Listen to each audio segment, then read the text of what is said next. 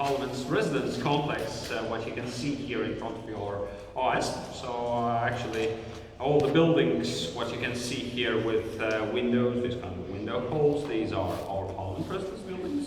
These without any kind of windows, only with grey walls. These are not any part of the Parliament's residence, so there are some souvenir shops, Estonian Ballet School, and some living apartments.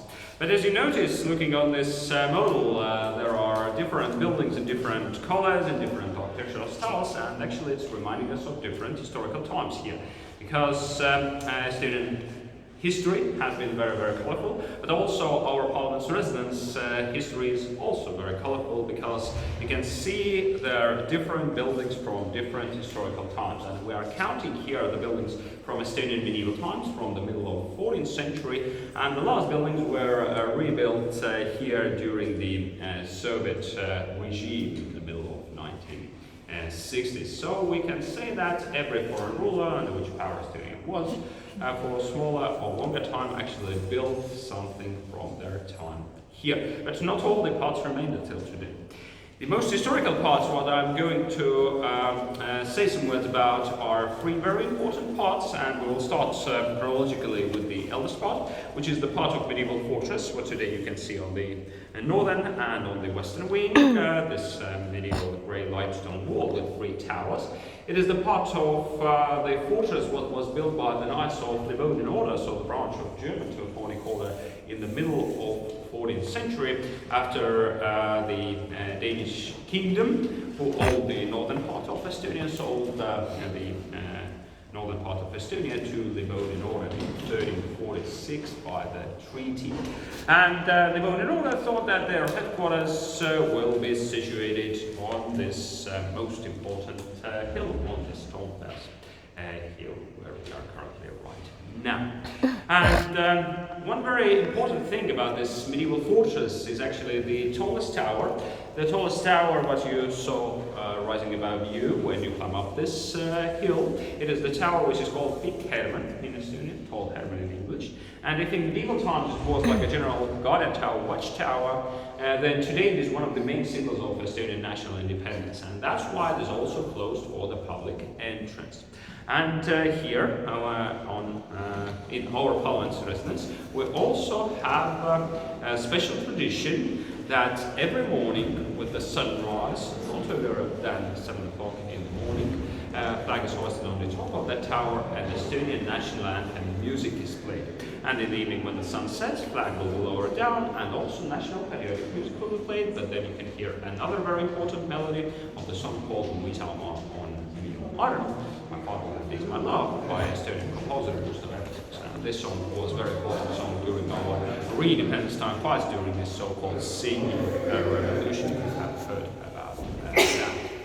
So the second important building, what we already passed, but we are going to enter with you, it's back at the end of the tour, is the building where you enter this Parliament's residence. And it is this pink and white facade building here on the eastern side of this Parliament residence, which is called today Toompea Castle. But when it was built in 1770s, it was named as Estonian Government Administration Building. And at that time, until the year 1918, Estonia was one very small part of the Russian Empire, so this building was built especially for the governor of Estonia, who was named, of course, from Russia, but he worked and lived here in this Toompea Castle building.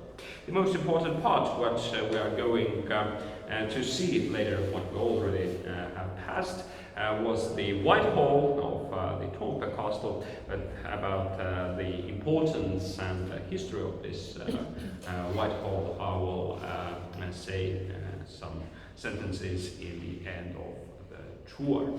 But the most important building where we are currently in right now is situated here in the middle, and it is Estonian Parliament Riigikogu building, as Estonian Parliament is called Riigikogu. And this great facade Riigikogu building was built here in the beginning of 1920s, from year 1920 until 1922. And when it was completed in year 1922, Estonia managed to create a small revolution in the world. we're a very peaceful country, that's why we didn't use any armory, or the only weapon what we used was the architecture. And this parliament building became the first contemporary style parliament building in the world. That's why Estonian Republic and Estonian political leaders at that time, they were criticized a lot that why such a young republic like Estonia, which just became independent in year 1918 after the First World War and Europe was suffering from economical crisis, we are already spending the money to have a new parliament building. Didn't we have anything old or anything historical for the parliament? The easiest answer for that question was yes, of course we had. We had different choices to have the parliament building where the parliament could have plenary sittings. But at that time, Estonian political leaders, they wanted to show to the world that we are a new independent country on the world map and that we are thinking in new, innovative ways. And the two architects who were chosen to create this parliament building, Mr. Eugen Habermann and Mr. Herbert Johansson, they were told to create a parliament building that you cannot compare to any other parliament building in the world. And as these two Estonian architects were studying in Germany, they got influenced by the style called Expressionism.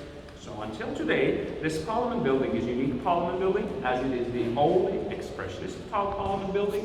And as I mentioned already, in year 1922, it was the first contemporary style parliament building in the world. And why I mentioned that this is contemporary style, because this expressionist style wanted to get rid of this classical motives like colonnades, lawn ornaments, armory on the walls, and so this kind of ancient Greece, ancient Rome, architectural themes. So that's why this was one of the first styles which started to use geometrical shapes. And here in the parliament you can see different geometrical shapes, but one very important geometrical shape, which is, let's say, the symbol of the Estonian parliament, is this triangular zigzag motif. What you can see around us currently, actually everywhere, under the ceiling, on handrails, on furniture, but we are going to notice it's also in the parliament plenary hall as well.